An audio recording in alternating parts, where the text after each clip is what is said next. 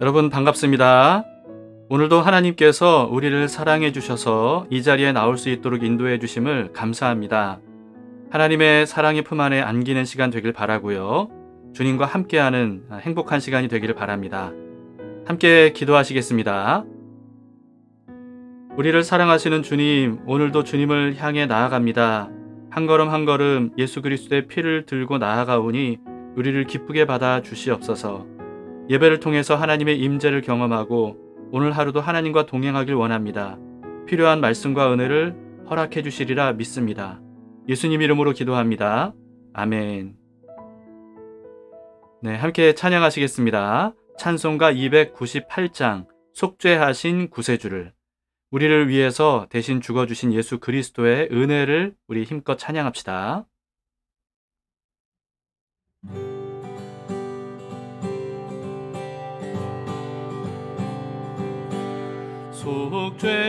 속죄하신 구세주를 내가 찬송하리라.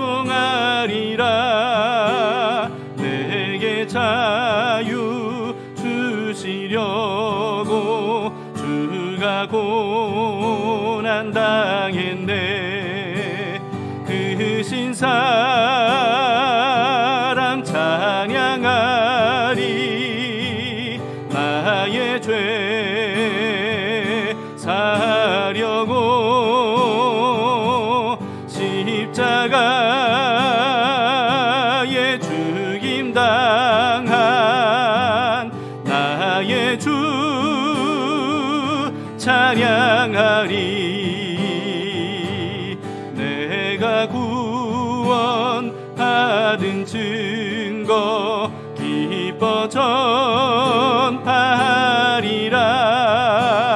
내 죄 모두 담당하신 주의 사랑 크셔라. 크신 사랑 찬양하리. 나의 죄 사려고 십자가에 죽임 당한 나의 주 찬양하리. 승리하신 구세주를 내가 찬송하리라. 죄와 죽음 지옥 권세 주가 모두 이겼네. 크신 사랑 찬양하리. 나의 죄 사려고 십자가에 죽임 당한 나의 주 찬양하리. 고마우신 구세주를 내가 찬송하리라. 죽음에서 생명으로 나를 인도하셨네. 크신 사랑 찬양하리. 나의 죄 사려고 십자가에 죽임 당한 나의 주 찬양하리. 크신 사랑 찬양하리. 나의 죄 사려고 십자가에 죽임 당한 나의 주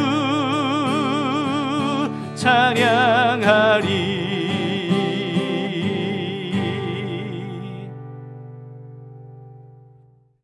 오늘 말씀을 함께 보시겠습니다.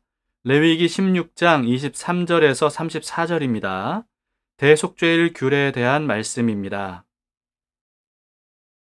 아론은 회막에 들어가서 지성소에 들어갈 때 입었던 세마포 옷을 벗어 거기 두고 거룩한 곳에서 물로 그의 몸을 씻고 자기 옷을 입고 나와서 자기의 번제와 백성의 번제를 드려 자기와 백성을 위하여 속죄하고 속죄 제물의 기름을 제단에서 불사를 것이요 염소를 아세셀에게 보낸 자는 그의 옷을 빨고 물로 그의 몸을 씻은 후에 진영에 들어갈 것이며 속죄제 수송아지와 속죄제 염소의 피를 성소로 들여다가 속죄하였은즉 그 가죽과 고기와 똥을 밖으로 내다가 불사를 것이요 불사른 자는 그의 옷을 빨고 물로 그의 몸을 씻은 후에 진영에 들어갈지니라. 너희는 영원히 이 규례를 지킬지니라. 일곱째 달 곧 그 달 10일에 너희는 스스로 괴롭게 하고 아무 일도 하지 말되 본토인이든지 너희 중에 거류하는 거류민이든지 그리하라. 이날에 너희를 위하여 속죄하여 너희를 정결하게 하리니 너희의 모든 죄에서 너희가 여호와 앞에 정결하리라. 이는 너희에게 안식일 중에 안식일인즉 너희는 스스로 괴롭게 할지니 영원히 지킬 규례라. 기름 부음을 받고 위임되어 자기의 아버지를 대신하여 제사장의 직분을 행하는 제사장은 속죄하되 세마포 옷 곧 거룩한 옷을 입고 지성소를 속죄하며 회막과 제단을 속죄하고 또 제사장들과 백성의 회중을 위하여 속죄할지니 이는 너희가 영원히 지킬 규례라. 이스라엘 자손의 모든 죄를 위하여 1년에 한 번 속죄할 것이니라. 아론이 여호와께서 모세에게 명령하신 대로 행하니라.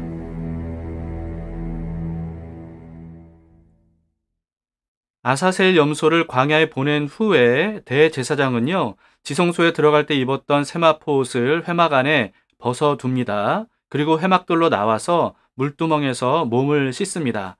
그런 후에 다시 옷을 입습니다. 24절을 보시겠습니다. 거룩한 곳에서 물로 그의 몸을 씻고 자기 옷을 입고 나와서 자기의 번제와 백성의 번제를 드려 자기와 백성을 위하여 속죄하고 옷을 갈아입은 후에 또다시 번제와 속죄제를 드리죠. 속죄제물은 규례대로 내장 기름과 콩팥은 번제단에서 화제로 드리고요. 그리고 제물의 남은 부분들은 모두가 다 가지고 진영 밖으로 나가서 불사릅니다. 그 일을 한 사람은 진영 밖에서 옷을 빨고 물로 몸을 깨끗이 씻은 이후에 진영 안으로 다시 복귀할 수 있습니다. 그리고 아사셀의 염소를 끌고 광야로 다녀온 사람도 진영 밖에서 옷을 빨고 물로 몸을 씻은 후에 진영 안으로 들어오도록 말씀하셨습니다. 이와 같이 대속죄일에 제물을 직접 다루는 사람들은요, 일이 끝난 후에 반드시 옷을 빨고 몸을 씻도록 말씀하셨습니다. 제물에게 더러운 죄가 전가된 상태였기 때문입니다. 물론 제물 자체에 어떤 물리적이거나 또는 생물학적인 변화가 있었던 건 아니에요. 상징적인 의미가 담긴 의식일 뿐이죠. 그럼에도 옷을 빨고 몸을 씻는 것은 실제로 해야 되는 일이었습니다. 죄를 눈에 보이는 실체로 여길 수 있도록 하게 하시려는 하나님의 의도라고 볼 수 있습니다. 그동안의 레위기를 묵상해 볼수록요, 지금은 전혀 행하지 않는 여러 가지 제사들과 의식들 같은 이런 형식이 사실은 오늘날 우리에게도 참 필요하다, 이런 생각이 듭니다. 눈에 보이지 않는 어떤 영적인 문제들을 눈에 보이는 방식으로 표현함으로써 지극히 현실적인 문제로 체감하게 하는 것, 이게 바로 필요한 것 같아요. 이게 거룩한 생활에 큰 도움이 되지 않을까 싶습니다. 우리나라 초대교회 성도들은요, 헌금을 드릴 때 비록 금액은 적은 금액이라 할지라도 지폐를 다림질해서 빳빳하게 다린 다음에 깨끗하게 정성껏 헌금을 준비해서 하나님께 드렸다고 합니다. 사실 다림질을 하나 안 하나 금액은 똑같죠. 그러나 그렇다 할지라도 하나님께 드리는 마음만큼은 같을 수가 없는 겁니다. 지금 우리는 하나님을 경외하는 마음을 어떻게 표현하고 있습니까? 하나님은 외모를 보지 않으시고 중심을 보신다고 하면서 하나님을 향한 우리의 성의 없는 태도를 우리가 혹시 정당화하고 있진 않은가, 우리가 한번 좀 생각해 볼 필요가 있습니다. 하나님은 우리의 중심을 다 보고 계시고 알고 계시긴 하지만요, 그럼에도 불구하고 하나님은 행함이 없는 믿음은 죽은 믿음이라고까지 말씀하셨습니다. 하나님을 향해서 우리가 가지고 있는 하나님에 대한 경외심, 사랑하는 마음, 이것을 행동으로 직접 보여드리는 것, 그거를 하나님께서 너무나도 기뻐하십니다. 예수님은 형식주의에 빠진 유대인들에게 위선적이라고 책망을 하셨죠. 그러나 여러분, 이것은요, 율법적인 형식 그 자체를 부정하신 건 아니었습니다. 예수님께서 문제 삼으셨던 것은 내용이 빠져버린 껍데기만의 형식이었지, 내용만 중시하고 형식은 중요하지 않다, 이렇게 말씀하신 게 아니었습니다. 유대인의 위선을 책망하신 예수님이 이스라엘에게 율법을 주신 바로 그 하나님이심을 우리는 잊지 말아야 됩니다. 물론 예수님께서 모든 제사와 속죄를 십자가로 완벽하게 완성하셨기 때문에요, 오늘날 우리는 이 율법의 형식을 그대로 따를 필요가 전혀 없어졌습니다. 오히려 이 율법의 형식을 그대로 따라야 된다, 이렇게 주장하는 것은 예수 그리스도께서 행하신, 이미 이루신 모든 일들을 부인하는 것이나 다름이 없는 겁니다. 그럼에도 불구하고 이 눈에 보이는 실제적인 어떤 형식을 통해서 눈에 보이지 않는 하나님을 향한 우리의 신앙을 표현하는 것, 여러분, 이것을 하나님께서 기뻐하시고요, 그리고 우리 자신의 신앙생활에도 굉장히 큰 도움이 되리라고 생각합니다. 예를 들면 폴란드인들은요, 크리스마스 이브가 되면 식탁을 마련하지 않습니까? 그때 항상 빈 자리 하나를 마련해 둔다고 합니다. 예수님을 위한 자리라는 거예요. 그리고 크리스마스에 오갈 데 없는 사람을 만나게 되면 집으로 초대를 해서 바로 그 빈자리에 앉혀서 예수님께 대접해 드리듯이 그렇게 대접을 한다고 합니다. 예수님에 대한 마음을 현실적으로 너무나도 잘 적용한 게 아닌가 싶습니다. 또 초기 한국교회 부흥사였던 이성봉 목사님이라는 분이 계셨는데요, 항상 이 왼쪽 손을 계란 쥐듯이 이렇게 쥐고 다니셨다고 해요. 왜냐하면 예수님의 오른손을 붙잡고 다닌다는 그런 의미였다고 합니다. 이처럼 아주 간단한 행동을 의식적으로 하면 실제로 예수님과 동행하는 삶을 사는 것처럼 그렇게 살아가는데 굉장히 큰 도움이 되지 않을까 싶습니다. 여러분 생각은 어떻습니까? 예배를 드릴 때도요, 하나님을 향한 우리의 마음을 어떤 형식으로 표현하면 좋을지, 또 일상생활을 할 때도 우리의 삶의 주인이신 예수님을 마치 눈에 보이는 분처럼 인식할 수 있으려면 어떻게 하면 좋을지, 여러분, 이런 것들을 우리가 생각해보고 실천해 보면 좋겠습니다. 29절을 보시겠습니다. 너희는 영원히 이 규례를 지킬지니라. 일곱째 달 곧 그 달 10일에 너희는 스스로 괴롭게 하고 아무 일도 하지 말되 본토인이든지 너희 중에 거류하는 거류민이든지 그리하라. 이스라엘 공동체에 함께 있는 모든 사람들은 영원히 이 대속죄일을 지키라고 말씀하십니다. 대속죄일은 7월 10일이라고 기록되어 있는데요, 이거는 유대인들만의 달력이고요, 태양력으로는 10월쯤입니다. 이날에는 스스로 괴롭게 하고 아무 일도 하지 말라고 하십니다. 스스로 괴롭게 하는 것은 이 회개를 위한 금식을 의미합니다. 대속죄일은 말 그대로 지난 한 해 동안의 죄를 완전히 다 속죄받는 날이거든요. 그런데 이날에는 대제사장만 속죄를 위한 절차들을 행하는 게 아니고요, 모든 이스라엘 백성들이 금식하면서 회개를 해야만 됐습니다.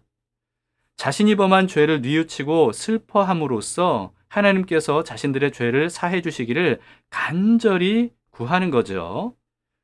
어제 말씀을 드렸던 것처럼 대제사장이 이 세 번째로 지성소로 들어가서 백성들을 위한 염소의 피를 들고 들어가면요, 이 백성들은 대제사장이 살아서 나오기만을 간절히 갈망했습니다. 아마도 이때가 이 백성들의 회개가 가장 간절한 때가 아닌가 싶습니다. 제발 하나님께서 자신들의 죄를 사해 주시기를, 그래서 대제사장이 살아서 지성소에서 나오기만을 간절히 바라는 마음으로 하나님 앞에 회개를 했을 겁니다. 그리고 마침내 대제사장이 살아서 나오는 것을 보게 되면 그러면 기쁨의 환호성과 찬양이 터져 나오게 됐던 거죠. 그냥 회개가 아니고요. 괴로울 정도로 금식하면서 회개하는 사람만이 느낄 수 있는 이 감사와 기쁨, 그게 아닐까 싶습니다. 그에 비해서 우리는 참 너무나도 간편하게 회개를 하고 또 죄 용서받는 것을 너무나도 당연하게 여기는 게 아닌가 싶어요. 더구나 자신의 간절한 소원을 이루어 주시기를 바라는 마음으로 우리가 금식을 하는 경우는 있어도요. 자신의 죄를 회개하기 위해서 금식하는 일은 참 극히 드문 일이 아닌가 싶습니다. 우리에게 금식이 회개를 위한 금식이 돼야 된다는 겁니다. 특히나 자신의 고질적인 죄, 아무리 끊으려고 해도 끊어지지 않는 죄의 문제가 있다면요. 겸손하게 자신의 연약함을 다 하나님 앞에 인정하고 괴로울 정도로 금식을 하면서 하나님께 회개함으로써 하나님의 속죄를 구할 수 있어야 됩니다. 하나님의 속죄는 단순히 죄 용서만이 아니고요. 죄 자체를 하나님께서 하나님의 불로 완전히 불태워서 소멸시켜 주시는 것을 의미합니다.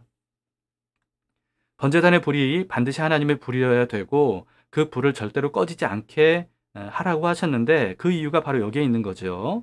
여러분, 그래서 죄의 근원을 완전히 소멸시켜 주시는 이와 같은 하나님의 속죄를 간절히 의지하는 마음으로 자신을 괴롭게 할 정도로, 괴로울 정도로 금식과 회개로 하나님께 나아갈 필요가 있는 겁니다. 그럴 때 하나님께서 우리에게 이 죄의 권세를 완전히 꺾어주시는 속죄의 은혜를 베풀어 주실 겁니다. 하나님께서 이렇게 말씀하셨습니다. 30절입니다. 이날에 너희를 위하여 속죄하여 너희를 정결하게 하리니 너희의 모든 죄에서 너희가 여호와 앞에 정결하리라.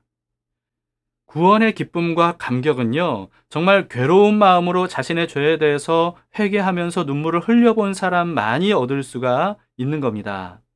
구원을 간단하고 간편하게 받을 수 있다고 생각하는 사람은요, 결코 이와 같은 구원의 감격과 기쁨을 느낄 수가 없는 겁니다. 31절을 보시겠습니다. 이는 너희에게 안식일 중에 안식일인즉 너희는 스스로 괴롭게 할지니 영원히 지킬 규례라. 대속죄일을 뭐라고 말씀하시죠?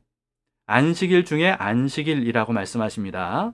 그만큼 중요한 날이라는 뜻 아니겠습니까? 대속죄일은요, 안식일이 사실은 아닙니다. 즉 토요일이 아니란 뜻입니다. 유대인의 달력으로 7월 10일이기 때문에 해마다 이게 요일이 바뀌게 돼 있어요. 그럼에도 불구하고 이 대속죄일을 안식일 중에 안식일이라고 말씀하신 겁니다. 모든 일을 중단하고 오직 하나님께 속죄받는 일에만 집중하라, 이런 뜻이죠. 회개하고 속죄받는 것보다 더 중요한 일은 없다는 뜻입니다. 그날은 스스로 괴로울 정도로 회개하는 날이긴 하지만요. 그러나 속죄받는 가장 기쁜 날이기도 하고요. 그리고 자신의 모든 괴로움이 해소되는 날이기도 합니다. 그래서 안식일 중에 안식일, 안식하는 날이라고 말씀하신 거죠. 예수님께서 우리에게 영원한 안식을 주시려고요. 속죄 제물이 되어 주셨습니다. 영원한 속죄 제물이 되어 주신 겁니다. 이사야서 53장 5절에 이렇게 말씀하죠. 그가 찔림은 우리의 허물 때문이요 그가 상함은 우리의 죄악 때문이라. 그가 징계를 받음으로 우리는 평화를 누리고 그가 채찍에 맞음으로 우리는 나음을 받았도다. 우리가 평화를 누리고 나음을 받을 수 있게 해주시려고요. 예수님께서 대신 징계를 받아주셨고 채찍에 맞아 주셨습니다. 그렇기 때문에 죄에 대해서 괴로워하면서도 속죄받는 것에 대한 큰 기쁨과 평화와 안식을 얻을 수 있게 된 것입니다. 우리에게 안식일 중에 안식일을 주시려고 성막이자 속죄 제물이자 대제사장이 되어 주신 예수 그리스도께 감사와 찬양을 드리도록 합시다. 32절, 33절을 보시겠습니다. 기름 부음을 받고 위임되어 자기의 아버지를 대신하여 제사장의 직분을 행하는 제사장은 속죄하되 세마포 옷 곧 거룩한 옷을 입고 지성소를 속죄하며 회막과 제단을 속죄하고 또 제사장들과 백성의 회중을 위하여 속죄할지니. 대속죄일에 대제사장이 속죄를 위해 해야 되는 일을 이 아론의 가문이 대대로 이어받아야 된다, 이렇게 말씀하시는 겁니다. 34절을 보시겠습니다. 이는 너희가 영원히 지킬 규례라. 이스라엘 자손의 모든 죄를 위하여 1년에 한 번 속죄할 것이니라. 아론이 여호와께서 모세에게 명령하신 대로 행하니라. 아론의 가문이 대제사장직을 그대로 물려받게 되는데요. 1년에 한 번 대속죄일에 반드시 이와 같은 속죄 의식을 해야만 된다. 이렇게 말씀하신 겁니다. 그런데 히브리서에서는요. 그처럼 매년 드리는 속죄 제사로는 사람을 온전하게 할 수 없다고 말씀하십니다. 히브리서 10장 1절인데요. 율법은 장차 올 좋은 일의 그림자일 뿐이요 참 형상이 아니므로 해마다 늘 드리는 같은 제사로는 나아오는 자들을 언제나 온전하게 할 수 없느니라. 해마다 늘 드리는 같은 제사로는요, 이 사람이 온전하게 되지 못하는 이유가 뭐냐 하면 율법은 장차 올 좋은 일의 그림자일 뿐이고 참 형상이 아니기 때문이라고 말씀하십니다. 다른 말로 하면요, 이 장차 올 좋은 일과 참 형상은 사람을 온전하게 할 수 있다, 이런 뜻이기도 하죠. 장차 올 좋은 일과 참 형상은요, 예수 그리스도의 십자가를 의미합니다. 그래서 히브리서 10장 10절에서 이렇게 이어서 말씀합니다. 이 뜻을 따라 예수 그리스도의 몸을 단번에 들이심으로 말미암아 우리가 거룩함을 얻었노라. 이와 같이 하나님께서 오늘 본문을 통해서 해마다 대제사장이 대속죄일의 의식을 행하라 이렇게 명령하신 이유가 뭐겠습니까? 그 자체로 속죄를 받을 수 있기 때문이 아니죠. 앞으로 영원한 성막이자 영원한 제물이자 영원한 대제사장이신 그리스도께서 오셔서 단번에 속죄를 완성해 주실 것을 알려주시기 위한 장치였음을 알 수 있습니다. 이처럼 모든 율법과 제사의 목적은요, 그리스도 예수를 믿고 구원을 얻게 하시려는 것입니다. 그래서 바울은 율법에 대해서 이렇게 말했습니다. 갈라디아서 3장 24절 25절입니다. 이같이 율법이 우리를 그리스도께로 인도하는 초등교사가 되어 우리로 하여금 믿음으로 말미암아 의롭다함을 얻게 하려 함이라. 믿음이 온 후로는 우리가 초등교사 아래에 있지 아니하도다. 그러므로 여러분, 율법은요, 적법하게만 쓰면 선한 것입니다. 디모데전서 1장 8절에서 이렇게 말씀합니다. 그러나 율법은 사람이 그것을 적법하게만 쓰면 선한 것임을 우리는 아노라. 하나님은 이 레위기의 율법을 통해서 우리가 예수님을 바라보도록 이끌어 주십니다. 예수님이 모든 율법의 원형이세요. 그래서 그림자를 통해서 원형을 바라보도록 하시는 거죠. 그래서 예수님 없이는요, 이 율법의 진정한 의미를 깨달을 수가 없는 겁니다. 성막과 성물들과 그리고 여러 제사들과 그리고 거기에 드리는 제물들 그리고 또 대대로 이어지는 대제사장들은요, 모두가 다 예수님을 상징하고 또 예수님에게로 인도하는 장치들입니다. 그러므로 우리 역시 이 레위기 율법을 통해서 항상 예수님을 발견할 수 있어야 되고요. 그리고 또 그 예수님을 바라볼 수 있어야 됩니다. 예수님을 믿고 예수님을 따라가야 되는 거죠. 대속죄를 완성해 주신 예수님께 우리 마음을 다해서 감사와 찬양을 올려드리도록 합시다. 예수님께서 놀라운 일을 우리를 위해서 완성해 주셨습니다. 함께 기도하시겠습니다. 우리를 사랑하시는 주님, 감사합니다. 예수님께서 정말 우리를 구원하시기 위해서 놀라운 일을 행하셨음을 믿습니다.